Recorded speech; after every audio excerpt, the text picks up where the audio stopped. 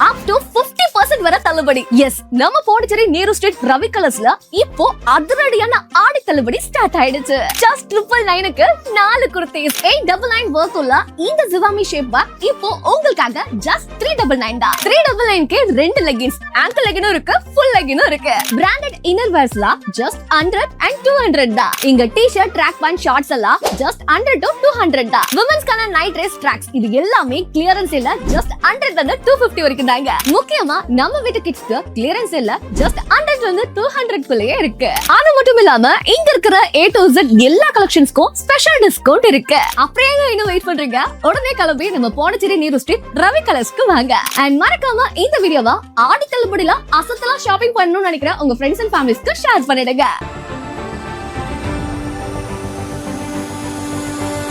Build a 5-star career with Aditya's Institute of Hotel Management. Step into the world of hospitality. Train at Aditya's. Work across the world. Turn your passion into profession. From classrooms to global careers. Learn, lead, and succeed. Aditya's Institute of Hotel Management. Ariyangapam Puducherry. Your passport to a global hospitality career. வணக்கம். முக்கிய செய்திகள். காரைக்காலில் தர்மபுர ஆதீனத்தின் பாரம்பரிய சுகாதார பூங்கா அமைக்கும் பணி ஆளுநர் கைலாசநாதன் துவக்கி வைப்பு. உளவுத்துறையில் நவீன தொழில்நுட்பம் குறித்த பயிற்சி முகாம் புதுவை கோரிமேடில் தொடங்கியது. நுகர்வோர் மக்கள் நீதிமன்றத்தில் 6 வழக்குகளுக்கு தீர்வு. முறையீட்டாளர்களுக்கு 25 லட்சம் ரூபாய் வழங்கப்பட்டது. புதுவையில் சுட்டெரிக்கும் வெயில் மேலும் 4 டிகிரி செல்சியஸ் உயரும் என வானிலை மையம் தகவல். இனி விரிவான செய்திகள். தர்மபுர ஆதீனம் சார்பில் தன்வந்திரா ஒருங்கிணைந்த பாரம்பரிய சுகாதார பூங்கா அமைக்கும் பணியினை ஆளுநர் கைலாசநாதன் காரைக்காலில் துவக்கி வைத்தார். காரைக்கால் திருநள்ளாறு தர்மபுர ஆதீன கட்டளை மடம் சார்பில் தன்வந்திரா ஒருங்கிணைந்த பாரம்பரிய சுகாதார பூங்கா மற்றும் பல்நோக்கு வளர்ச்சி திட்ட பணிகளுக்கான அடிக்கல் நாட்டு விழா ஜூலை 27ஆம் தேதி நடைபெற்றது. தர்மபுர ஆதீனம் 27வது குருமகா சன்னிதான கைலை மாசிலாமணி தேசிக ஞான சம்பந்த பரமாச்சாரிய சுவாமிகள் முன்னிலை வகித்தார். மேலும் ஆளுநர் கைலாசநாதன் தலைமை தாங்கி வளர்ச்சி திட்ட பணிகளை அடிக்கல் நாட்டி துவக்கி வைத்தார். முன்னதாக நிகழ்ச்சியில் பால்கி ஜெயா லேப் இயக்குநர் ஈஸ்வர் ராஜலிங்கம் வரவேற்று பேசினார். அதனைத் தொடர்ந்து உயர்கல்வி மற்றும் போட்டித் தேர்வுகளுக்கு தயார்படுத்தும் நோக்கில் சென்னையை சேர்ந்த அறம் IAS அகாடமியின் பங்களிப்புடன் தருமை ஆதீனம் கேரியர் அகாடமி துவங்கப்பட்டது. மேலும் தன்வந்திரா ஆயுஷ் மருத்துவ ஆராய்ச்சி மையம் மற்றும் மூலிகை பண்ணை திட்டத்தின் கீழ் பாரம்பரிய மருத்துவ முறைகள், ஆயுர்வேதம், யோகா மற்றும் இயற்கை மருத்துவம் உள்ளிட்ட பல்வேறு சுகாதார சேவைகளை ஒருங்கிணைக்கும் பாரம்பரிய சுகாதார பூங்கா அமைக்கும் பணி துவங்கப்பட்டது. இதில் அமைச்சர் ராஜசேகரன், சட்டமன்ற உறுப்பினர்கள் விக்னேஸ்வரன், மீனாட்சி சுந்தரம், பால்கி ஜெயா லேப் தலைவர் மற்றும் நிர்வாக இயக்குநர் ஞானசரவணன், ஆளுநரின் செயலர் மணிகண்டன், ஆட்சியர் உள்ளிட்ட பலர் கலந்து கொண்டனர். புதுச்சேரி காவல்துறை சார்பில் உளவு பிரிவு காவல்துறையினருக்கான 3 நாள் நுண்ணறிவு தொழில்நுட்ப பயிற்சி முகாம் ஜூலை 27ஆம் தேதி துவங்கியது. புதுச்சேரி கோரிமேடு காவலர் சமுதாய நலக்கூடத்தில் நடைபெற்ற பயிற்சி முகாமில் முதுநிலை காவல் கண்காணிப்பாளர்கள் ராஜேந்திரன் குமார் குப்தா, நித்யா ராதாகிருஷ்ணன் ஆகியோர் கலந்து கொண்டு பயிற்சியை தொடங்கி வைத்தனர். இதில் மத்திய உளவுத்துறை அதிகாரிகள் கலந்து கொண்டு உளவுத்துறைக்கான தகவல்கள் சேகரிப்பு, தகவல் பகுப்பாய்வு, ஆதாரங்களை திரட்டுதல், சரிபார்த்தல், சந்தேக நபர்களை ரகசியமாக பின்தொடர்தல், தகவல்களை பதிவு செய்தல், குற்றங்களின் தன்மையை கணித்து திட்டங்களை உருவாக்குதல், சாட்சிகள் மற்றும் குற்றவாளிகளிடம் திறம்பட விசாரித்தல் ஆகிய பயிற்சிகள் வழங்கப்பட உள்ளன.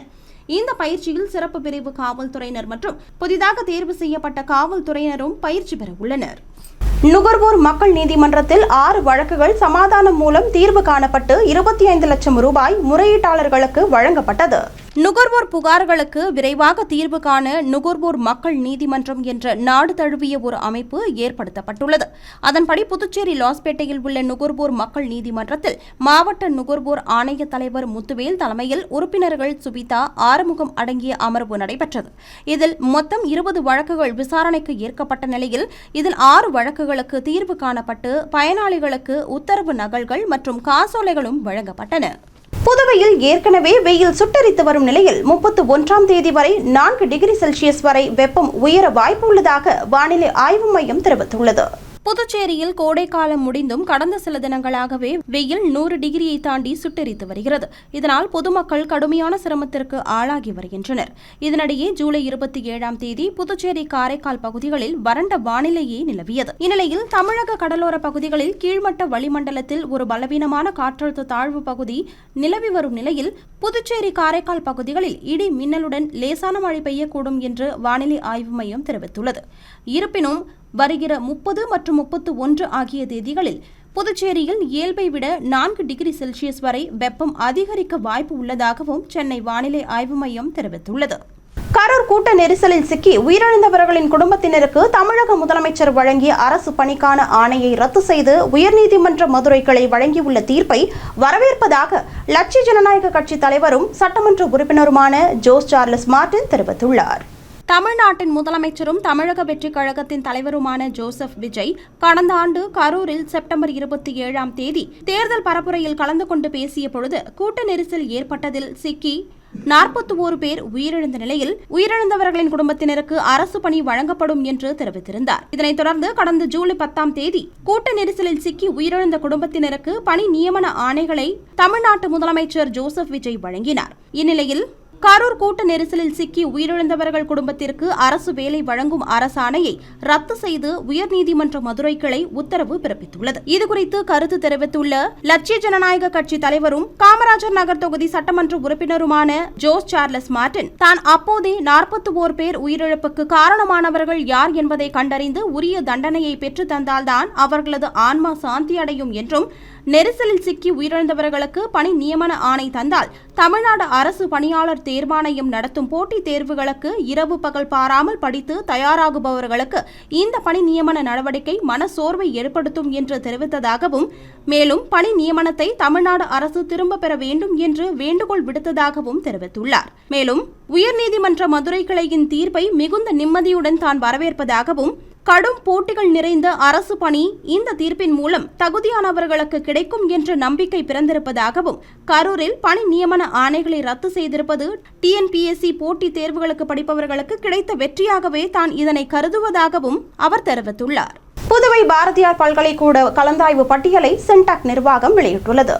பாரதியார் பல்கலைக்கூட படிப்புகளுக்கு முதற்கட்ட கலந்தாய்வு நடத்தி சீட் ஒதுக்கப்பட்ட மாணவர்களின் வரைவு பட்டியல் வெளியிடப்பட்டுள்ளது. அதன்படி PFA ஃபைன் ஆர்ட்ஸ் படிப்பினை பொறுத்தவரையில் மாணவி செல்வி முதலிடம் பிடித்துள்ளார். இந்த படிப்பில் மொத்தம் 17 பேருக்கு சீட் ஒதுக்கப்பட்டுள்ளது. மேலும் BBA இசை படிப்பினை பொறுத்தவரை ஹரிஹரன் முதலிடம் பிடித்துள்ளார். இந்த படிப்பில் 7 பேருக்கு சீட் ஒதுக்கப்பட்டுள்ளது. மேலும் BBA நடனம் படிப்பினை பொறுத்தவரை மாணவி பிரதீபா முதலிடம் பிடித்துள்ளார். மேலும் இந்த படிப்பில் 3 மாணவர்களுக்கு சீட் ஒதுக்கப்பட்டுள்ளது. இந்த பட்டியலில் ஆட்சேபனை இருந்தால் தெரிவிக்கலாம் என்று சென்டாக் ஒருங்கிணைப்பாளர் அறிவுறுத்தியுள்ளார். காவல்துறை அதிகாரி போல் பேசி புதுச்சேரியை சேர்ந்த நபரிடம் பணம் பறிக்கப்பட்டது தொடர்பாக புதுவை சைபர் கிரைம் காவல்துறையினர் விசாரணை நடத்தி வருகின்றனர். புதுச்சேரி பிள்ளை சாவடியை சேர்ந்தவரின் வாட்ஸ்அப் எண்ணுக்கு வீடியோ அழைப்பு ஒன்று வந்துள்ளது. அதில் எதிர்முனையில் பெண் ஒருவர் நிர்வாணமாக தோன்றியுள்ளார். இதனை பதிவு செய்து கொண்ட அந்த பெண் 5000 ரூபாய் குறிப்பிட்ட வங்கி கணக்குக்கு அனுப்ப வேண்டும் என கூறியுள்ளார். இல்லையெனில் வீடியோவை சமூக வலைதளத்தில் வெளியிடுவதாகவும் மிரட்டியுள்ளார். ஆனால் அவர் பணத்தை அனுப்பாததை தொடர்ந்து அவரது செல்போன் எண்ணுக்கு மீண்டும் மற்றொரு அழைப்பு ஒன்று வந்துள்ளது. அதில் பேசியவர் தன்னை காவல்துறை அதிகாரி என்றும் தங்கள் மீது பெண் ஒருவர் புகார் கொடுத்துள்ளார் என்றும் இது தொடர்பாக வழக்கு பதிவு செய்யாமல் இருக்க 5000 ரூபாய் வேண்டும் என்று கூறி பணத்தை ஏமாற்றியுள்ளார். இதேபோல் மதகடிப்பேட்டை சேர்ந்த ஒருவர் தனது ஹோட்டலுக்கு வேலைக்கு ஆட்கள் தேவை என தகவல் வெளியிட்டதை குறித்து தொடர்பு கொண்ட மர்ம நபர் வேலையில் சேர போக்குவரத்துக்கு 2000 ரூபாய் அனுப்புமாறு கேட்டுள்ளார். இதை உண்மை என்று நம்பிய அவர் பணத்தை அனுப்பி வைத்துள்ளார். அதன் பின்னர் அந்த நபரை தொடர்பு கொள்ள முடியாத காரணத்தினால் தான் ஏமாற்றப்பட்டதை அவர் உணர்ந்தார். இதேபோல் வானரப்பேட்டையை சேர்ந்த பெண்ணிடம் 1454 ரூபாய் மோசடி செய்யப்பட்டுள்ளது. இதுகுறித்த புகார்களின் பேரில் சைபர் கிரைம் காவல்துறையினர் வழக்கு பதிவு செய்து விசாரணை நடத்தி வருகின்றனர். புதுச்சேரி முத்தியால்பேட்டை ஸ்ரீ முத்து ரட்சக மாரியம்மன் கோவிலின் 14ஆம் ஆண்டு பிரம்மோற்சவ விழாவை முன்னிட்டு லட்சிய ஜனநாயக கட்சி சார்பில் சமபந்தி விருந்து நடைபெற்றது. புதுச்சேரி முத்தியால்பேட்டை அருள் திரு மௌனகுரு தேவராச சுவாமிகள் சித்தர் பீடம் அருள்மிகு ஸ்ரீ முத்துரட்சக மாரியம்மன் திருக்கோவிலின் 14ஆம் ஆண்டு பிரம்மோற்சவ திருவிழாவை முன்னிட்டு லட்சிய ஜனநாயக கட்சியின் தலைவரும் காமராஜர் நகர் தொகுதி சட்டமன்ற உறுப்பினருமான ஜோஸ் சார்லஸ் மார்டினின் அறிவுறுத்தலின்படி வெற்றி பவுண்டேஷன் நிறுவனரும் லட்சிய ஜனநாயக கட்சியின் முத்தியால்பேட்டை தொகுதி தலைவர் அழகப்பனின் ஏற்பாட்டில் சமபந்தி விருந்து நடைபெற்றது. இந்த நிகழ்ச்சியில் லட்சிய ஜனநாயக கட்சியின் நிர்வாக பொதுச் செயலாளர் ராம்குமார், பொதுச் செயலாளர் மருத்துவர் துரைசாமி ஆகியோர் கலந்து கொண்டு சுவாமி தரிசனம் செய்து பக்தர்களுக்கும் பொதுமக்களுக்கும் அறுசுவை உணவு வழங்கினர். மேலும் இந்த நிகழ்ச்சியில் முத்தியால்பேட்டை தொகுதி செயலாளர் ராகுல் பிரசாத் பக்தர்களுக்கு பிரசாதம் வழங்கினார். புதுவை மரப்பாலம் துணை மின் நிலையத்தில் முருங்கப்பாக்கம் மின்பாதையில் பராமரிப்பு பணிகள் மேற்கொள்ள இருப்பதால் ஜூலை 29ஆம் தேதி அதனை சார்ந்த பகுதிகளில் மின்தடை ஏற்படும் என மின்துறை அறிவித்துள்ளது. புதுவை மரப்பாலம் துணை மின் நிலையத்தில் முருங்கப்பாக்கம் மின்பாதையில் ஜூலை 29ஆம் தேதி பராமரிப்பு பணிகள் மேற்கொள்ள இருப்பதால் இதனையொட்டி காலை 10 மணி முதல் மாலை 5 மணி வரை காக்காயன்தோப்பு, பவானி நகர், ராஜீவ்காந்தி நகர், வீராம்பட்டினம், கப்பூர் கார்டன் மற்றும் சின்ன வீராம்பட்டினம் ஆகிய பகுதிகளில் மின்தடை ஏற்படும் என மின்துறை அறிவித்துள்ளது. புதுவை மேட்டுப்பாளையம் மேல்நிலை நீர்த்தேக்க தொட்டியில் பராமரிப்பு பணிகள் மேற்கொள்ள இருப்பதால் ஜூலை 29ஆம் தேதி அதனை சார்ந்த பகுதிகளில் குடிநீர் விநியோகம் தடைப்படும் என பொதுப்பணித்துறை அறிவித்துள்ளது. புதுவை மேட்டுப்பாளையம் மேல்நிலை நீர்த்தேக்க தொட்டியில் பராமரிப்பு பணிகள் மேற்கொள்ள இருப்பதால் ஜூலை 29ஆம் தேதி புதன்கிழமை மதியம் 12 மணி முதல் 2 மணி வரையில் மேட்டுப்பாளையம், சண்முகாபுரம், மாணிக்க செட்டியார் நகர், சோனியா காந்தி நகர், வடக்கு பாரதிபுரம், மீனாட்சிப்பேட்டை, விபி சிங் நகர், மங்கலட்சுமி நகர், ராம் நகர், கதிர்காமம், நெசவாளர் குடியிருப்பு மற்றும் அதனை சார்ந்த பகுதிகளில் குடிநீர் விநியோகம் தடைபடும் என பொதுப்பணித்துறை அறிவித்துள்ளது. இனி வருவது புதுவையில் இன்றைய தங்கம் மற்றும் வெள்ளி விலை நிலவரம். இன்றைய தங்கம் வெள்ளி விலை விவரம். புதுவையில் இன்றைய தங்கம் வெள்ளி விலை விவரம் வழங்குபவர்கள் முத்து கோல்ட் ஹவுஸ், பாண்டிச்சேரி. தங்கம் 1 கிராம் 13,215 ரூபாய். இன்றைய தங்கம் வெள்ளி விலை விவரம். வெள்ளி 10 கிராம் 2,290 ரூபாய். இத்துடன் ஏஎம்என் செய்திகள் நிறைவடைந்தன. வணக்கம். புதுச்சேரி உங்கள் ஏஎம்என் டிவி செய்திகளை யூடியூபில் உடனுக்குடன் காண ஏஎம்என் டிவி பாண்டிச்சேரி சேனலை சப்ஸ்கிரைப் செய்யுங்கள். பெல் பட்டனை மறக்காமல் கிளிக் செய்யுங்கள்.